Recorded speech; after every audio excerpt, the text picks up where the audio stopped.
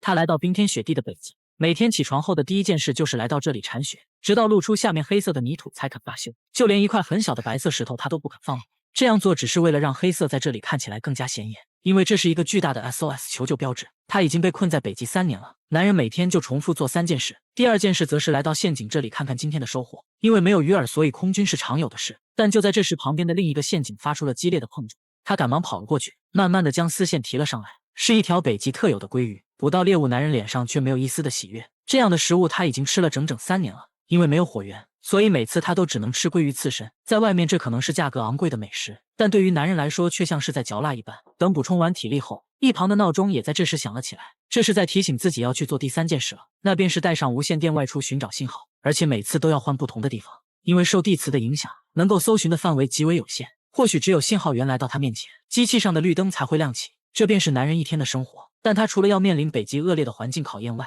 同时还要警惕这里的原住民。第二天，他像往常一样来到陷阱这里，却发现存放食物的盒子像是被什么东西给破坏了，里面的鱼也不翼而飞了。下一秒，他就在旁边发现了一个巨大的脚印，是北极熊的。他连忙跑回到了飞机上。在如今这种食物匮乏的季节里，北极熊会盯上人类也不是不可能。可等了半天也没见到对方的身影，男人觉得那个家伙应该是吃饱离开了。于是他决定再次出门搜寻信号，却意外发现北极熊就在不远处徘徊着。他或许是想等猎物放下戒备时再发动攻击，所以目前来说男人暂时是安全的。他便来到另一个山头继续摇动无线电，而此时不远处一个巨大的风暴正朝这边袭来，不一会就刮起了阵阵狂风。男人只好作罢起身离开。可偏偏在这个时候绿灯突然亮了一下，虽然只是一瞬间，但哪怕只有一丝丝的机会，他也要努力抓住。果然在他不断的摇动下，绿灯再次亮起，接着他四处张望寻找信号源，下一秒一架直升机就赫然出现在了视野里。男人看到后连忙拿出事先准备好的烟雾棒呼叫救援。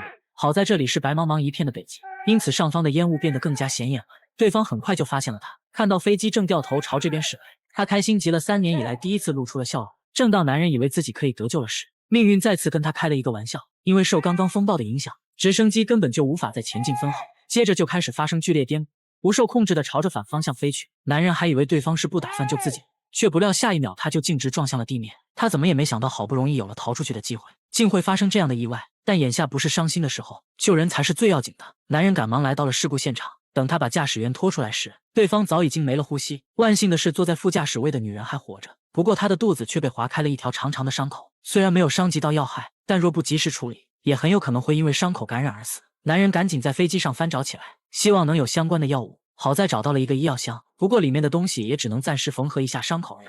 想要彻底得到救治，就必须前往医院。可这里是荒无人烟的北极，根本就不会有医院。女人也一直处于昏迷状态，感受到她的心跳，男人也暂时放下心来，便又开始在飞机上翻找起来，看有没有能用到的东西。运气不错，他发现了2根探照棒以及一份地图，这可是好东西。有了地图，或许就可以找到科考站了。更幸运的是，他还发现了一桶泡面，这对于男人来说可是难得的美食。他拆开包装，二话不说就塞进了嘴里，细细的品尝着，感受着来自方便面的芳香。吃完之后还要仔细的回味一番。等享受完美食，他决定先将女人带回去。临走时还不忘在飞机上留下求救信息。回到家后，他先是拥抱了一下女人，慢慢感受着来自同类的气息，这也让他孤独的生活有了一丝慰藉，同时也给了他活下去的动力。毕竟一个人独自生活了这么久，见到异性难免会把持不住。想谈恋爱的兄弟，是不是身边总遇不到满足你要求还对你心动的女生？去牵手啊，不怕提要求，要求越多帮你找的越准。找对象就用牵手。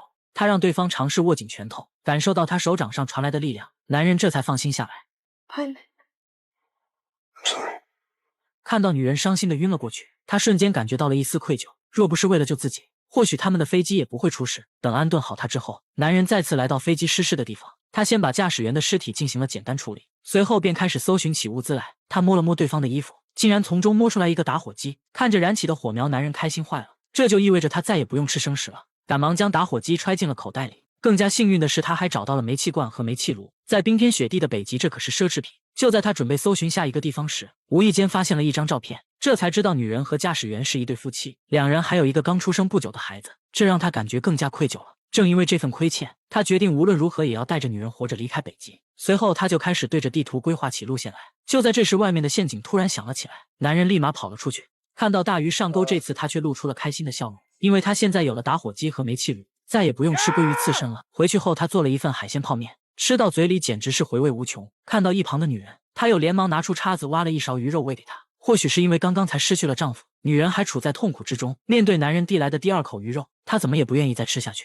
男人见状便轻声安慰她，救援队一定会找到你的。等吃饱喝足后，他便开始清点物资，准备出发前往科考站。临走时，他同样在飞机上留下了求救信息，只希望会有人经过这里看到这些留言。这段旅程将十分的漫长，他们不仅要穿过近200公里的雪山，而且路上还不知道会遇到什么危险。那头北极熊或许正虎视眈眈地看着他们，因为要带着女人，所以只要遇到陡峭的山坡，他都要重新规划一下路线。这样做只会导致他们的路程不断的增加，但无论如何，他也不会放弃女人独自离开。到了晚上，两人便就近寻找一个山洞过夜。男人进去前还不忘用积雪将洞口堵住，这样做可以避免野兽发现他们的气味。随后他简单的做了一份水煮鱼片，可女人似乎还没有从痛苦之中走出来。面对男人递来的食物，她还是不愿意吃。没办法，他只好给对方喂了一点水喝。看到女人安静的睡了过去，他也准备休息一下，却在这时外面忽然传来了一阵脚步声，似乎是有什么东西正在附近徘徊。他拿起铁锹，小心翼翼地循着洞口的方向望去，下一秒积雪就突然被扒开了，是那头北极熊。原来他一直在悄悄地尾随两人，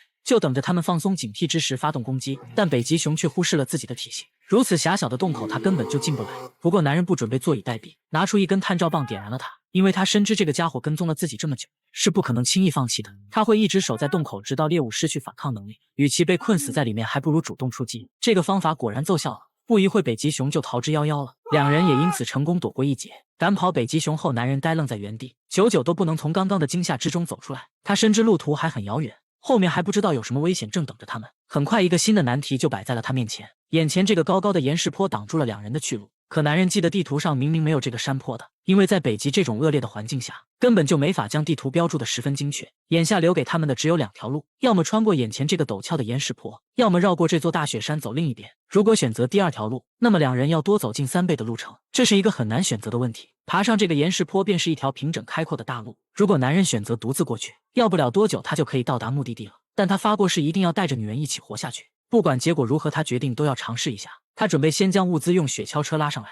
物资的重量很轻，所以没费多大的劲他就成功了。接下来就轮到女人了。可当雪橇车拉到半山腰后，男人就再也拉不动了。尽管他拼尽了全力，雪橇车也没有丝毫上来的迹象，甚至就连自己都差点被带了下去。没办法，男人只好选择第2条路。就这样，他带着女人开始徒步绕行大雪山。北极肆虐的风暴大大增加了他们前行的难度。由于长时间暴露在风雪之中，女人的身体状况也一天不如一天了。不仅手指没有了力气握紧拳头，就连喝水都成了一个难题。眼眶上也开始出现大面积红疹，嘴角也不自主地溢出鲜血来。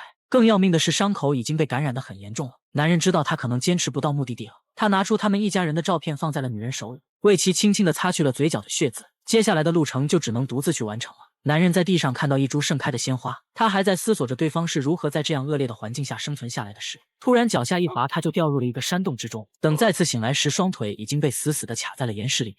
他想要把腿扯出来，但奈何卡的实在是太紧了，男人再也控制不住了。为何倒霉的事总是发生在自己身上？难道自己真的要被困死在这个暗无天日的地方吗？可很快他就振作了起来，这段路程自己已经完成了大半，眼看着就要得救了，不管怎样也不能在这里就放弃了，就算死也要死在路上。他使出全身的力气把腿往外扯，就这样男人一次又一次地承受着大腿被撕裂的疼痛，直到他被完全扯出来。他来不及处理伤口，因为眼下当务之急是要赶紧从这个山洞里逃出去。幸运的是他很快就找到了出口，随后男人不敢丝毫耽误，立马来到了女人这里。本想拿走对方的手套，却没想他的手拽得紧紧的。他转头一看，发现女人不仅没死，身体状况还奇迹般的好转了。他再也控制不住自己的情绪了。I'm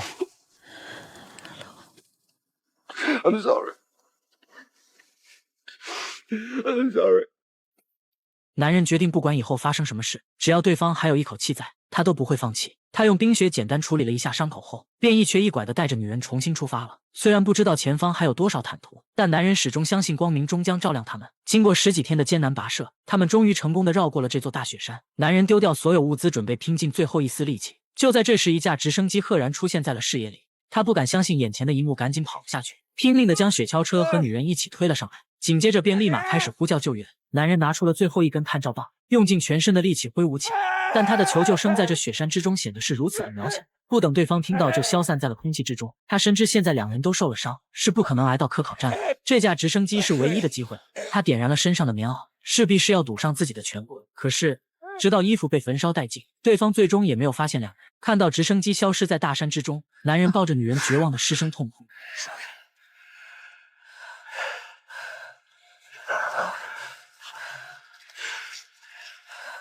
随后，他将女人轻轻地放下， You're not alone. It's okay.